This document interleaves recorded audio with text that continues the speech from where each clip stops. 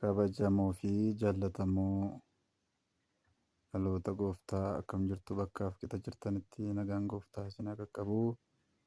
Naannoon koo biyyi koo mandarri koo hunduu nagaadha. Nagaa kottaansuudhaan waan yeroo kanatti laphee koorra bulee suuta jedhee tasgabboofnee waa xiqqoo dubbachuun barbaada.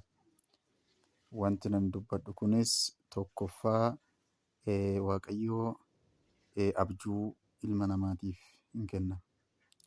Abjuu Waaqayyoo abjuun namni abjootu, abjuun seexanni abjoota, abjuun akaakuu sadiitu jira. Abjuu Waaqayyo biraa maddu, abjuu seexana biraa dhufu, abjuu namni mataa isaatiin waan guyyaa hojjetaa oolee halkan deebisee balaqqeessisu. Abjuu Waaqayyo biraa dhufu bara baraan sammuu namaa keessaa hin dagatamu. Barreeffamaaf haqamiyyuu hin barbaadu. Abjuun seexanaa garuu hin abjootama, garuu mataan isaas giddugalli isaas xumurri isaas namaan galu. Balaqqeettiinis akkuma kana waan ifa ta'e hin qabu. Sammuu namaa jeequun alatti. Kanaafi gabaabsee waan gabaabduu Waaqayyo abjuu dhalootaan kana ni gaggeessa. Abjuudhaan dhaloota kana ni gaggeessa. Erga kanatti amannee karaalee abjuu 12 irratti dubbachuu barbaada. Waaqayyo karaalee 12 abjuudhaan gara namaa hin dhufaa. Namattis hin dubbataa. Abbaa fedhetti naasa'a. Hin barsiisas, hin gorsas, hin ifatas. Karaalee 12 keessaa inni jalqabaa abjuun namoota warqee hedduu gandanuu arginaan, namoota warqee gahaa duugan arginaan, shigginyis haa ta'uu, giddu galeessas haa ta'uu, xumuraas haa ta'uu, sadaraaree fixates haa ta'uu duuguu arginaan duuti dhaloota sana gidduu akka jiru ergaa du'aa labsuusaa, ergaan du'aa jiraachuu isaa ibsuusaati. Kanaaf namoonni baay'een akkasittan kana argeetan hiikasaa wallaalee jedhu. Hiikni dhimma kanaa qabatamaadhaan labsii du'aati. Waan lubbuu qabu yoo duugame hin awwaalamaa, hin bada. Kanaafi du'a. Inni lammaffaa farda mi'aan faayamee yaabbattee jennaan, sii kennamee jennaan Waaqayyo mo'icha sii kennuu isaati. Bara sii fiduu isaati. Waaqayyo bara toorarra jirtutti. Toorarra jirtutti, waajjira jirtu keessatti, toora jirtu keessatti, sadarkaa jirtutti gama hafuuraan haa ta'u, gama fooniin Waaqayyo mo'icha sii kennuu isaati. Fardi mi'aan fe'amee sitti laatamnaan akkasuma. Faallaa kanaa immoo sirraa fudhatamnaanis akkasuma dhabuu kee agarsiisa. Sadaffaan daamuu hirriba keessa argattee jennaan Waaqayyo dhoksaatti qabeenya sii kennuu isaati. Daamuu namni hundi hin argu, dhokataadha. Iddoo isheen itti dammeessitee dhoksitee hojjettus lafa keessaa dhokataadha. Waaqayyo qabeenya dhokataa Qiiroosiif akkumaan kenna jedhe sana Isaayyaas 45 irra dhaqnee ilaalleen arganna. Qabeenya dhokataa sii kennuu yeroo barbaadu Waaqayyo daamuu halkan daggala keessaa iddoo namni arguu hin dandeenye argatta. Waaqayyo eebba lafarratti ati nyaattu, eebba waaqarraa otoo hin taane eebba lafarraa akka ati nyaattu si agarsiisu. Carraa eebba dhokataa namni kamuu agarre siif garuu kan mul'atu eebba dhokataa sii kennuu isaati. Inni arfaffaan hirriba kee keessa sa'aatii, moobaayilii, kophee, uffannaa suufii, warqii mormaatti argattee jennaan Waaqayyo bara sii kenneera. Warqii morma keetti kaa'amu sii kennamee jennaan, sa'aatiin harka keerraa sii kennamee jennaan, kopheen miila keetti sii kaa'amee jennaan, moobaayiliin sii kennamee jennaan, sagalee dhaga'uudha. Sagaleen ati dhageessu Waaqayyo wajjin hariiroo ati qabdu, tokkummaan ati qabdu sirriidha. Sa'aatiin sii kennameera. Adeemuufis immoo miilli kee duwwaa miti. Waaqayyo bara sii kennuu isaati. Barichi bara mo'ichaati. Bara itti badhaafamtu, bara itti ol kaatu, bara itti guddattu ta'uu isaati. Abjuudhaan kana Waaqayyo sitti dubbannaan nama sitti haasa'aa jira osoo hin ta'in Waaqayyo sitti haasa'aa jira waan ta'eef barreessii katabii kaawwadhu. Waaqayyotu sitti dubbataa jira. Inni ittaanu 5ffaan abjuu keetiin shukutii gatte jechuun aangoon kee sirraa fudhatamee jechuudha. Sii kenname jechuunis immoo shuumamte jechuudha. Shuumanni kunis immoo aangoon isa akaakuu 8tu jira. Isa keessaa isa kan biyya lafaa kana ittiin bulchitu sii kennuu isaati. Inni kanatti aanee dhufu inni karaalee 12 kaase kana keessaa inni 6ffaan hirriba kee keessa Waaqayyoo maayikii didde sitti mul'isee jennaan tajaajiluu hin danda'u. Cubbuun qabameera, xuriin qabameera. Namni xuriin qabame immoo nama tajaajiluu iddoo qulqullummaa dhaabachuu hin danda'u jechuu isaati. Waaqayyo akkaataa kanaatiin akka sammuu namaatiin hubatamutti ibsuu isaatii.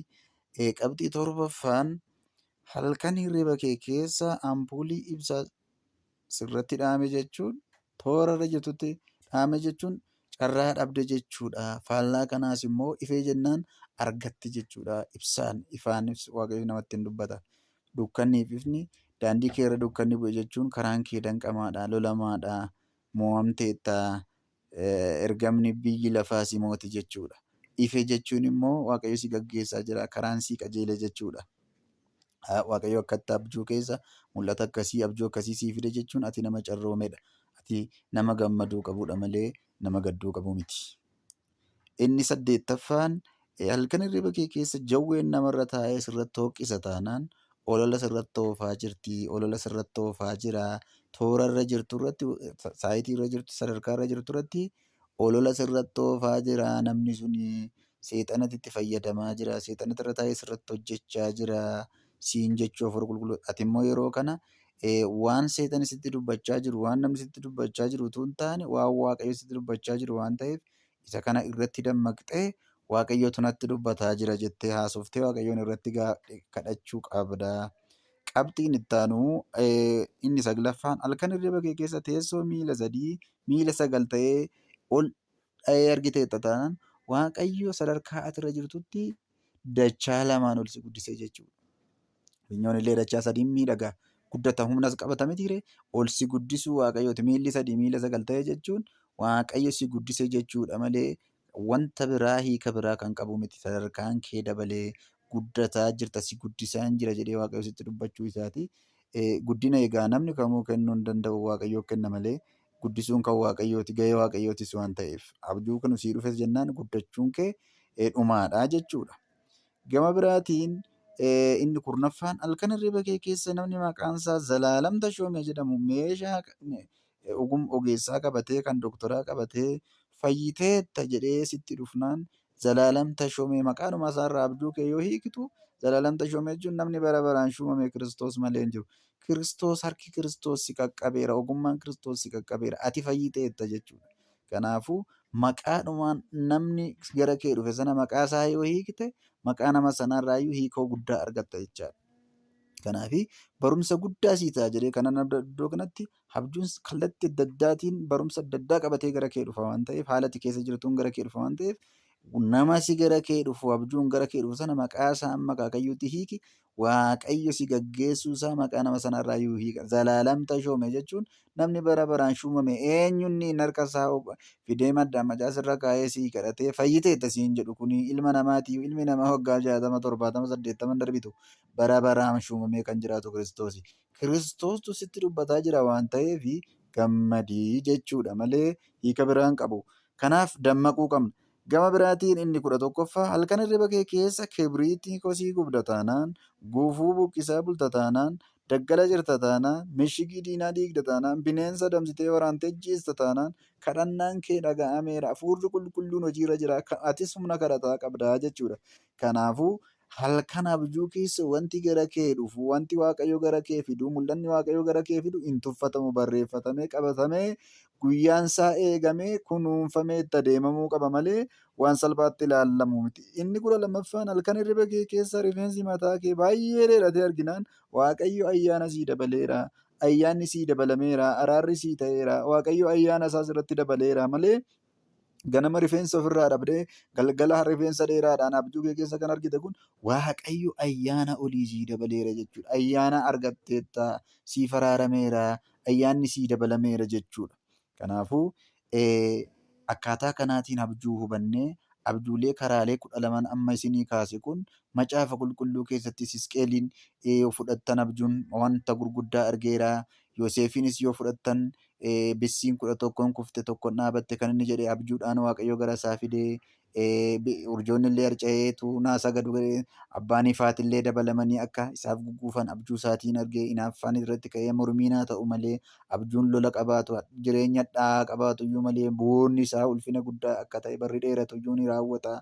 Kanaafuu abjuudhaan immoo Solomoonitti Waaqni dhufee waanuma feete na kadhadhu jedheeni wantiilee gurguddaa 5 kenneefi ogummaa, hubannaa, qabeenya yoo naaf abboomamte immoo umurii dheeraa kan jedheeni abjuudhaani Waaqayyo. Waaqayyo dhaloota abjuudhaan gaggeessa. Masilaalii samii irra ga'ee jedhu kun Yaaqoobitti kan mul'ise Waaqayyoodha abjuudhaani. Mul'ata addaa Waaqayyo abjuu keessa gara isaa fideen Waaqayyo isa gaggeesse wanta lafa sanatti ta'u laftatti jirtu kun iddoon ati boraafattee jirtu boraatiin kee kun akkana nammas amma uffata lallaafaa otoo hin taane dhagaa boraafatee ciiseetu waan waaqarraa argaa bule jechaadha. Kanaafuu mul'ata waaqarraa arguun mijataadha jechaadha. Abjuutti Waaqayyo namatti dubbata nama barsiisa. Daani'eliin biyya Ormaa keessatti adda wanti isa godhe Waaqayyo hiika abjuu isaa kenne. Waan biyyi itti rakkatte hiika abjuu kenna. Abjuun immoo nama miti kan hiiku Waaqayyoodha. Kanaafuu abjuudhaan wanti gara kee dhufu ulfina ta'uu beeki. Waaqayyo si haa eebbisu. Barri kee kan eebbaa haa ta'u. Eebbifamii galatoomii sagantaa biraa kutaa biraan amma wal arginutti eebbifamaa nagaan turaa.